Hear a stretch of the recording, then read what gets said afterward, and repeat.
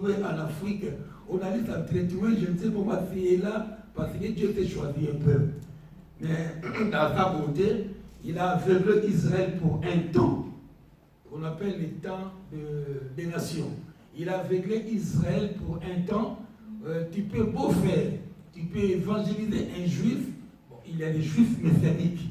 Les juifs messianiques, tu vois le mot Messie, tu vois déjà le mot Messie, c'est les juifs qui ont facilement accepté la grâce de Dieu. Ça ne date pas d'aujourd'hui. D'abord, les 12 apôtres, c'était les juifs. C'était les juifs de la loi qui se sont convertis à la chrétienté. Donc, et alors, c'était Dieu, sinon il allait avoir un peuple acquis d'avance. C'est pourquoi pour un temps, je disais, il a aveuglé un peu les Juifs. Ils ne reconnaissent pas Jésus comme étant le Seigneur des Seigneurs. C'est la mathématique de Dieu. Ne cherchez pas au travail, à la cité, d'évangéliser un Juif. S'il t'écoute, gloire à Dieu, mais généralement, il ne t'écoutera pas. Ils sont sous la loi, leur sauveur, c'est Moïse. C'était pour ton bien. Ne les condamne pas si un Juif ne veut pas devenir chrétien. C'est pour ton bien. Qu'il réunit Jésus, c'est alors Dieu tourna son regard vers nous, les nations. Les nations, c'est tous ces pays hors Égypte, hors Israël. Hors Israël. Mais j'ai beaucoup pensé quand même à cette femme Ruth, née de l'inceste d'un pays de pécheurs, et puis le regard de Dieu est parti vers cette femme. Mais tournons quand même, je l'ai quand même profité pour les sœurs. Je l'ai un peu commenté pour les sœurs, pour nos filles qui tendent vers le mariage. L'attitude d'une femme par rapport à la belle famille. Ça compte aussi, ça compte. Peu importe l'agressivité de nous les hommes étaient toujours comme ça, méchants, coriaces, mais les femmes sont des êtres un peu faibles, sont des êtres pas faibles dans la nature, mais c'est pas fort comme les hommes. C'est des âmes un peu, comment je peux dire, c'est pas sensible, voilà les mots, sensible, merci, que Dieu te bénisse. Ça fait de toi qui m'a soufflé? Non, c'est madame. Ok, merci. Ok, j'ai quand même un tampon quand même sur les femmes, l'attitude de cette femme qui parle à sa belle-mère. C'est d'abord un engagement de fidélité, le mariage.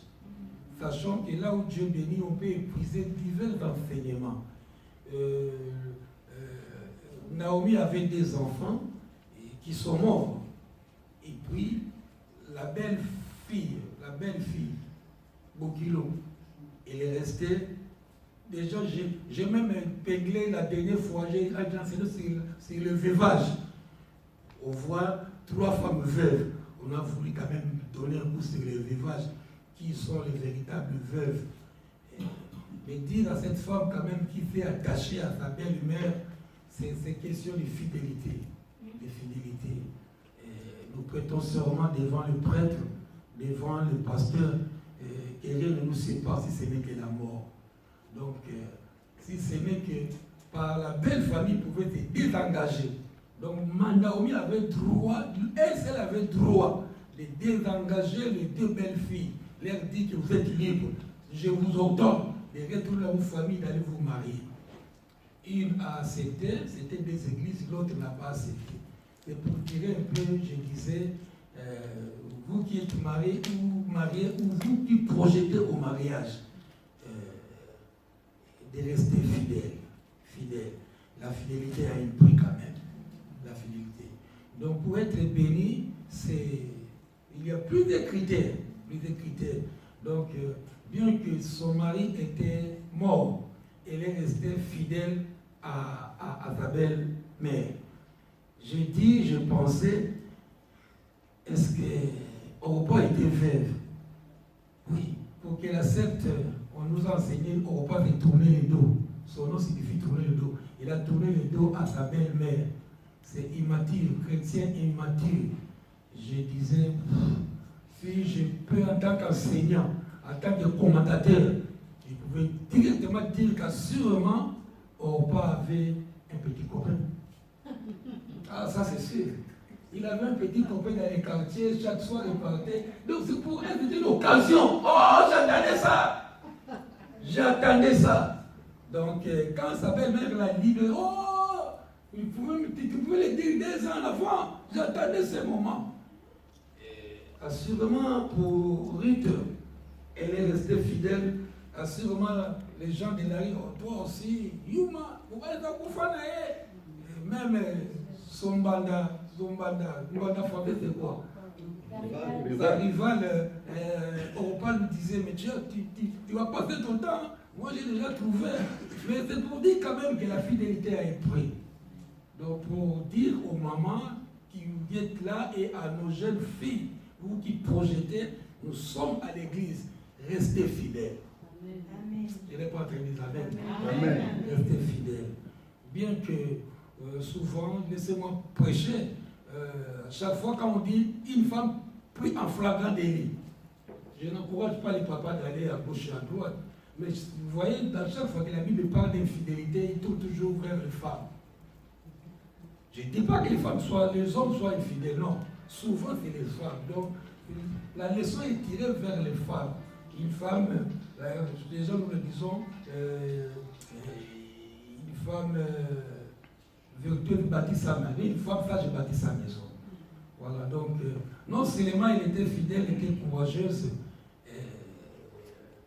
elles sont rentrées en Israël, voyant bien que sa belle-mère âge était avancé, ça c'est le docteur qui l'a encore ouvert. Donc, je l'ai lu encore dans Ruth 2, 4.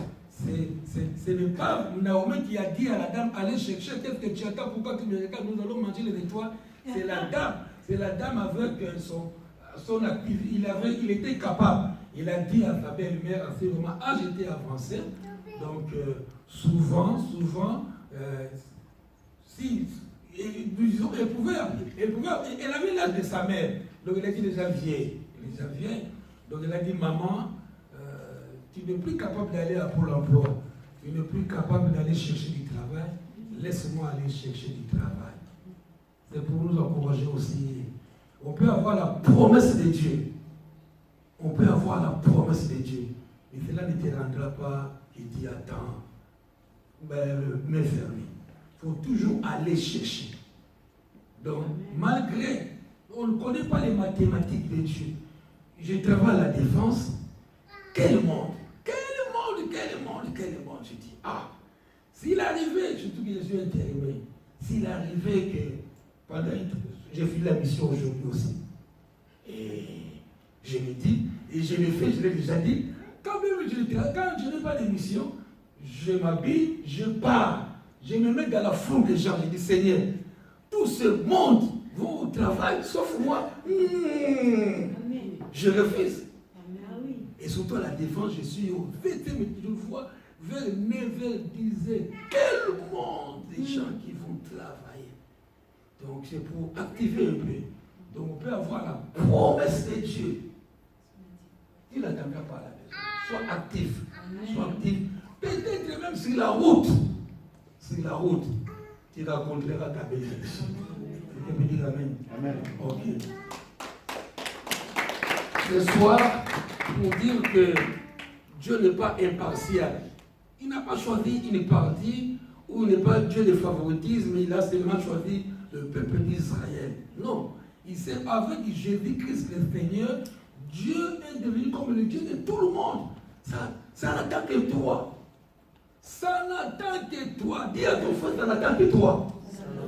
Tu peux t'approprier de Dieu quand tu veux.